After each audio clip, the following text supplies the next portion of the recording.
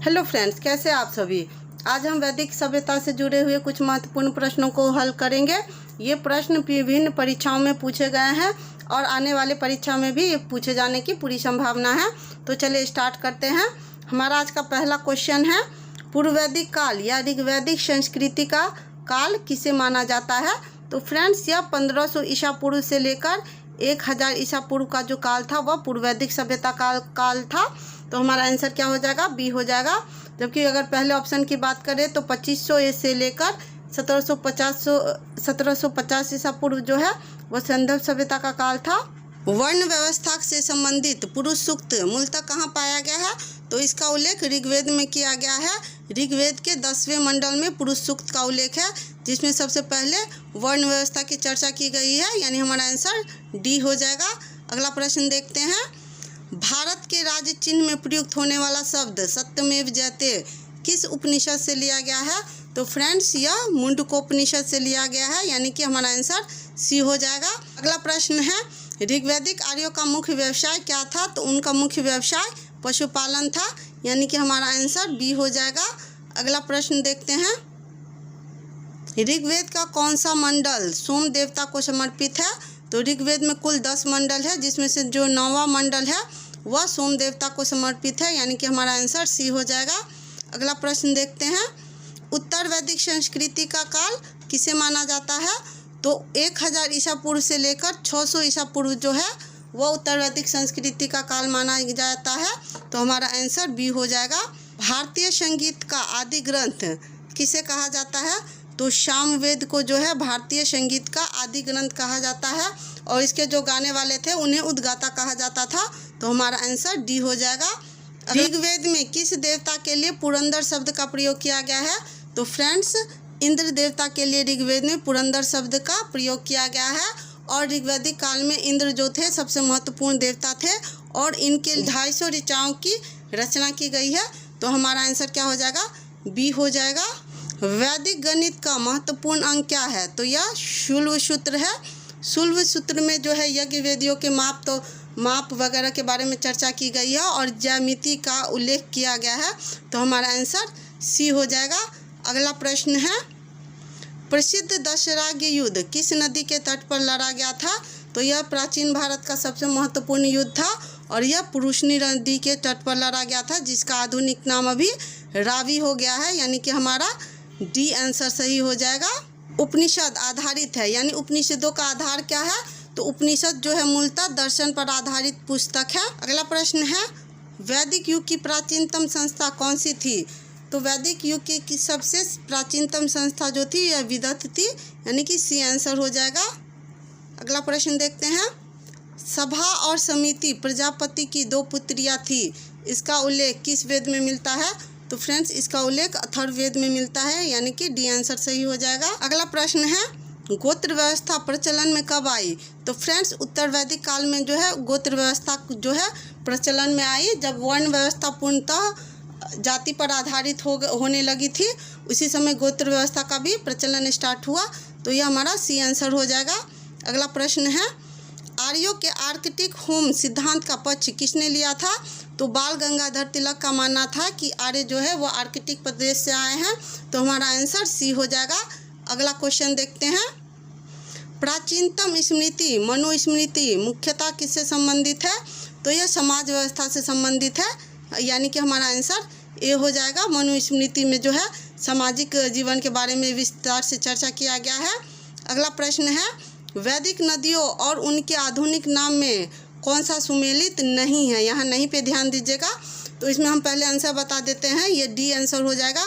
परुष्णी का आधुनिक नाम जो है वह रावी है, यानी कि यह गंडक जो हमने दिया है वो गलत है, बाकी सभी सही है। विपाशा का आधुनिक नाम व्यास है, सदानीरा का गंडक है, और अस्किनी का चिनाब है, यानी कि डी हमारा जो है वह आंसर हो गया।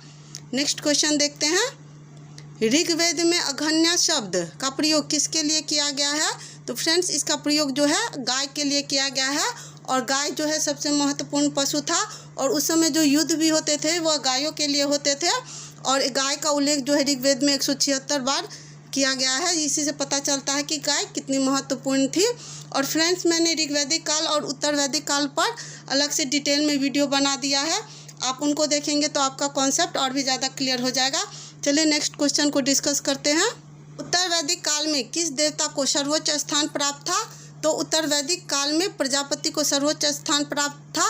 अगर यही पे क्वेश्चन रहता कि पूर्व वैदिक काल में किसका स्थान प्रमुख था, तो वो इंद्र का था। और जबकि उत्तर वैदिक काल में सबसे महत्वपूर्ण देवता प्रजापति हो गए, तो हमारा आंसर ए हो जाएगा। गायत्री मंत्र की रचना किसने की? तो गायत्री मंत्र की रचना ऋषि विश्वामित्र ने की। इसका आंसर सी हो जाएगा। अगला क्वेश्चन है, पुराणों की संख्या कितनी है? यानी कि कुल मिला के कितने पुराण हैं? तो पुराणों की संख्या 18 है। अगला प्रश्न है, सबसे प्राचीन पुराण कौन सा है?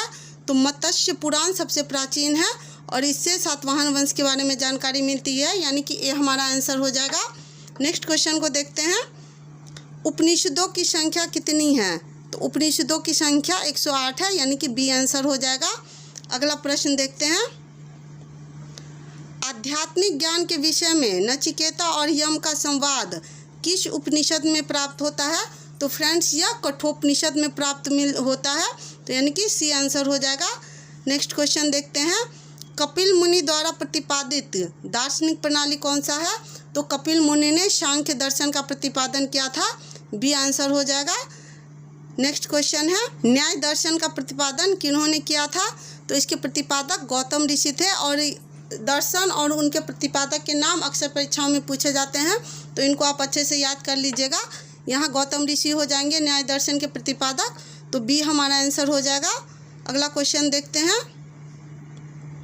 यज्ञ संबंधित विधि विधानों का पता किससे चलता है? किस वेद में इसका उल्लेख किया गया है? तो यजुर्वेद में जो है यज्ञ से संबंधित विधि विधानों का चर्चा किया गया है, तो यह ए आंसर हो जाएगा हमारा। मीमांसा या पूर्व मीमांसा दर्शन के प्रतिपादक कौन है? तो इसके प्रतिपादक जैमिनी थे, यानी ऋषि जैमिनी थे, तो ए आंसर हो जाएगा। अगला प्रश्न देखते हैं, वेदांत या उत्तर मीमांसा दर्शन के प्रतिपादक कौन थे? तो इसके प्रतिपादक वादरायण थे, यानी कि जो बाद में हुआ, उत्तर यानी बाद में, तो इससे आप गेस कर सकते हैं उत्तर मीमांसा के प्रतिपादक कौन हो गए? वादरायण हो गए। अगला क्वेश्चन देखते हैं, भारत के किस स्थल की खुदाई से लौह धातु के प्रचलन के प्राचीनतम प्रमाण मिले हैं? तो ये यूपी में स्थल है अंतरजिखेरा, यहीं से प्राचीन लौह के बड़ी मात्रा में प्राचीन लौह के उपकरण मिले हैं, तो सी आंसर हो जाएगा। अगला प्रश्न देखते हैं, कौन सा वेद अंशतः गद्य में भी रचित है? यानी गद्य और पद दोनों रूपों में है। तो यजुर्वेद जो है शुक्ल यजुर्वेद और कृष्ण यजुर्वेद 2 पार्ट में लिखा गया है, और इसमें पद के साथ गद्य में भी लिखा गया है। निम्नलिखित में से किसे भारतीय परमाणुवाद का जनक कहा जाता है? तो महर्षि कणाद को भारतीय परमाणुवाद का जनक कहा जाता है, सी आंसर हो जाएगा। अगला प्रश्न देखते हैं, अनुलोम विवाह का अर्थ क्या होता है? तो अनुलोम विवाह का अर्थ जो होता है, इसमें उच्च वर्ण के पुरुष का निम्न वर्ण की कन्या के साथ विवाह होता है, यानी कि ए आंसर हो जाएगा। और अगर यही क्वेश्चन पूछ दिया जाए कि प्रतिलोम विवाह का क्या अर्थ होता है, तो इसमें जस्ट अपोजिट हो जाएगा, यानी कि उच्च वर्ण की कन्या हो जाएगी और पुरुष जो है वह निम्न वर्ण का हो जाएगा। अगला प्रश्न है, निम्नलिखित में से कौन सा ब्राह्मण ग्रंथ ऋग्वेद से संबंधित है? तो हर वेद से संबंधित एक ब्राह्मण ग्रंथ है, जो इसके बारे में विशद में चर्चा करते हैं। तो ऋग्वेद से संबंधित ब्राह्मण ग्रंथ जो है वह ऐतरेय ब्राह्मण है, तो हमारा आंसर ए हो जाएगा। जबकि अन्य वेदों की बात करें तो शतपथ ब्राह्मण जो है वह यजुर्वेद से संबंधित है। पंचविश ब्राह्मण जो है वह सामवेद से संबंधित है, और गोपथ ब्राह्मण जो है वह अथर्ववेद से संबंधित है। 14वीं शताब्दी ईसा पूर्व का वह अभिलेख जिसमें वैदिक देवताओं का वर्णन प्राप्त होता है, तो वह अभिलेख जो है बोगाज कोई अभिलेख है, जो कि ईरान में पाया गया है, यानी कि ए आंसर हो जाएगा। और इसमें 4 महत्वपूर्ण देवताओं इंद्र, मित्र, नाथसत्य और वरुण का उल्लेख किया गया है। पूर्व वैदिक कालीन आर्यों का धर्म मुख्यतः क्या था? तो मुख्यतः पूछ रहा है, यानी मेन किस पे फोकस था? तो वह जो है प्रकृति पूजा और यज्ञ पे ज़्यादा जोर देते थे, यानी कि हमारा सी आंसर हो जाएगा। किस वेद में तंत्र मंत्र वशीकरण और आयुर्वेद यानी चिकित्सा प्रणाली का भी उल्लेख किया गया है? तो फ्रेंड्स, अथर्ववेद में इन सभी चीज़ों का उल्लेख किया गया है, यानी कि डी आंसर हो जाएगा। नेक्स्ट क्वेश्चन देखते हैं। ऋग्वैदिक धर्म था यानी कैसा धर्म था? तो बहुदेववादी था, यानी बहुत सारे देवताओं की पूजा ऋग्वैदिक कालीन लोग करते थे। तो हमारा आंसर ए हो जाएगा। और हमने पढ़ा भी है कि सबसे प्रमुख देवता इंद्र थे और इसके बाद जो है अग्नि थे। अग्नि जो है मनुष्य और देवताओं के बीच मध्यस्थ का काम करते थे। इसके बाद तीसरे नंबर के देवता वरुण थे और वे जल के देवता थे। अगले प्रश्न को देखते हैं। ऋग्वेद है यानी ऋग्वेद में मुख्यतः किसका संकलन किया गया है? तो ऋग्वेद में स्रोतों का संकलन किया गया है और हमारा आंसर ए हो जाएगा। इसी के साथ आज का वीडियो पूरा हुआ। उम्मीद है आपको वीडियो पसंद आया होगा। Thank you for watching. जय भारत, जय